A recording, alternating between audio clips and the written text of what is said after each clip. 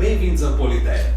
Eu sou Rodrigo Couto e hoje nós vamos falar sobre como não ler teoria política.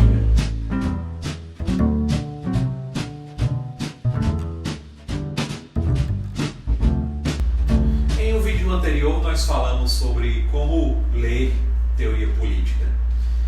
E agora vamos falar sobre como não ler teoria política. Sobre o cuidado que todos devem ter ao explorar esse mundo de ideias que está presente nas grandes obras políticas. E que cuidado é esse? Bem, é o cuidado de não tomar entes abstratos, ou seja, ideias e crenças, como entes concretos ou por entes concretos. Por exemplo, as ideias de liberdade e de autoridade, elas estão presentes na maior parte dos clássicos da política, mas elas não existem no mundo concreto, no mundo dos fatos. O que são os outros entes, ou seja, o que são os entes que são concretos? Bem, um cachorro existe na minha mente e nas suas mentes, e ele também existe no mundo dos fatos.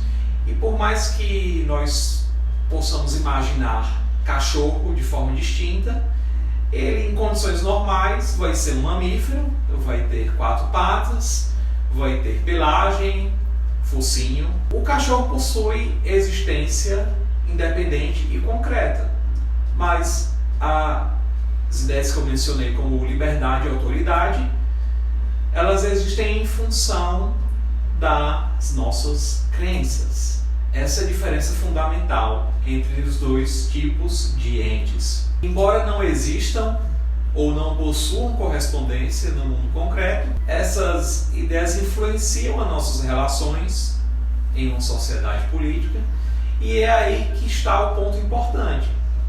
Ainda assim, por mais que não possuam correspondência no mundo concreto, essas ideias influenciam as nossas relações sociais, as nossas relações no interior de uma sociedade civil ou política. E sob certos aspectos é uma existência até maior do que a dos entes concretos, porque elas influenciam a relação entre os seres humanos.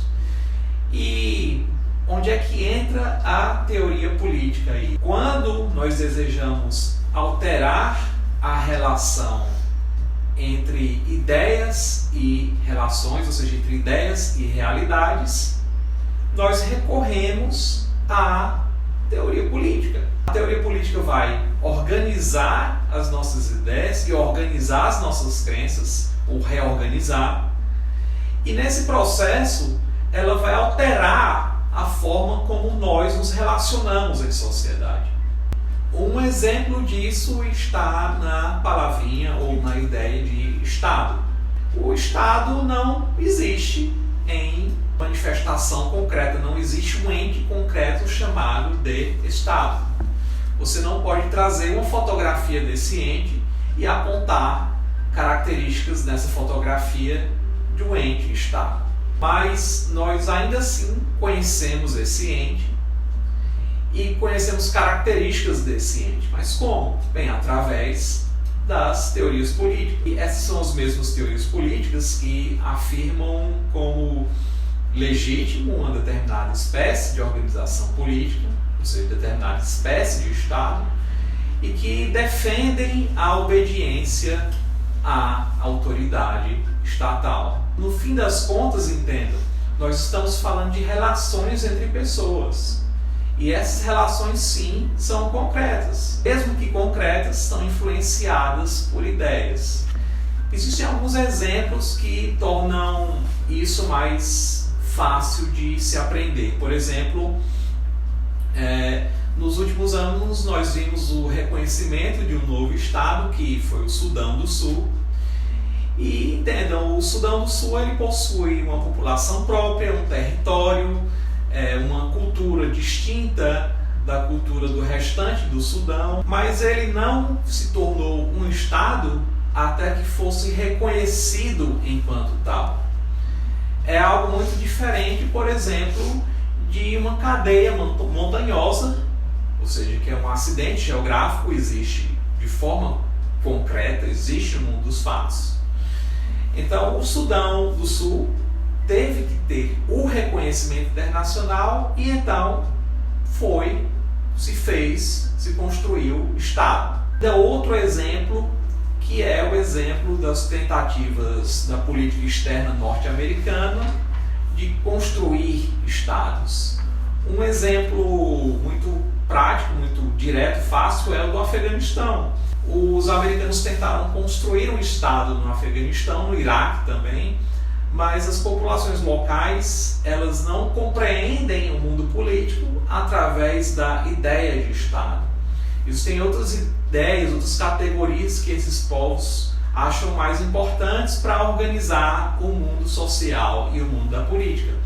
Uma dessas categorias é a tribo ou clã. Os povos da região ainda vivem segundo essas lealdades, essas alianças baseadas ou no sangue ou no parentesco.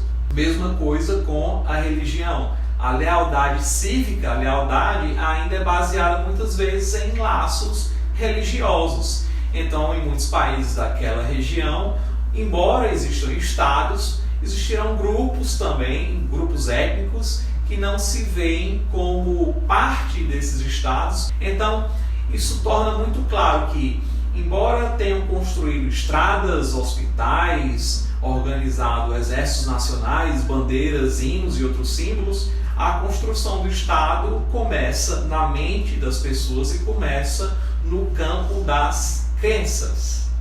E isso foi compreendido desde muito tempo atrás pelos teóricos da política. E por isso mesmo eles devem ser lidos com esse cuidado. E essa variedade de ideias que orientam a nossa vida política, ela não ocorre apenas através do espaço. Ela também ocorre através do tempo. Para os gregos antigos, o nosso conceito de Estado, que é o conceito que organiza a nossa vida política, não faria qualquer sentido, porque eles organizavam a vida política e social deles através de outro conceito, que era o conceito de cidade. Com isso, nós devemos voltar ao alerta inicial de que, ao ler teoria política, nós devemos entender que esse vocabulário, essas palavras, no fim das contas, essas ideias, não possuem correspondente no mundo concreto, mas são sim ideias que estão na teoria política como ideias que estão sendo utilizadas por um autor de teoria política. E esse cuidado de entender que as ideias estão sendo utilizadas deve estar sempre presente na leitura. E é esse o alerta que deixo aqui com vocês. Que outros conceitos abstratos gostariam de ver aqui no Politeia? Deixe nos comentários, não se esqueça de dar like no vídeo, inscreva-se no canal e ative o sininho para receber notificações. Até o próximo!